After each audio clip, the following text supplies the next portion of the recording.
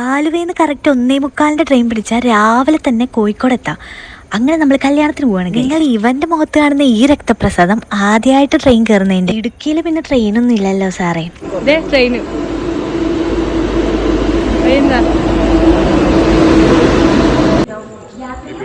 നട്ടപ്പാതിരയ്ക്ക് വരെ ട്രെയിൻ കയറാൻ വരുമ്പോൾ കൂളിംഗ് ഗ്ലാസും വെച്ച് വരുന്ന ഇവനാണ് നമ്മുടെ പെരുമ്പാവൂരിലെ സിനിമ നടൻ. ഏതായാലും അവൻ്റെ ആദ്യത്തെ ട്രെയിൻ യാത്ര വെറുതെ ഇല്ല, അമ്മാതിരി തിരക്കായിരുന്നു. ആ രക്തപ്രസാദൊക്കെ എങ്ങടാ പോയിന്നാവോ. അറ്റ് ലാസ്റ്റ് ഇടുക്കിയിൽ ട്രെയിൻ ഇല്ലാഞ്ഞ് നന്നായി എന്നുള്ള അവസ്ഥയിലായി. ഫൈനലി എല്ലാവർക്കും അവിടെ എവിടെയൊക്കെ ആയിട്ട് എങ്ങനെയൊക്കെയോ കുറച്ച് സ്ഥലമൊക്കെ കിട്ടി. പലരും പല ഷിഫ്റ്റ് ആയതുകൊണ്ട് തന്നെ ഓരോരുത്തരും ഓരോ ട്രെയിനിൽ ഇങ്ങനെ വന്നുകൊണ്ടിരിക്കുകയാണ്. സ്ഥലമൊക്കെ കിട്ടിയപ്പോൾ നന്നായിക്കൊന്ന് കിടന്നുറങ്ങി വന്നപ്പോഴത്തേനും രാവിലെ ഞങ്ങൾ അങ്ങനെ വടകര എത്തിയിരിക്കുകയാണ് ഗൈസ്. റെയിൽവേ സ്റ്റേഷനിൽ എത്തിയത് ഞങ്ങളെ കാത്ത് സഞ്ജു അനിയനൊക്കെ നിൽക്കുന്നുണ്ടായിരുന്നു.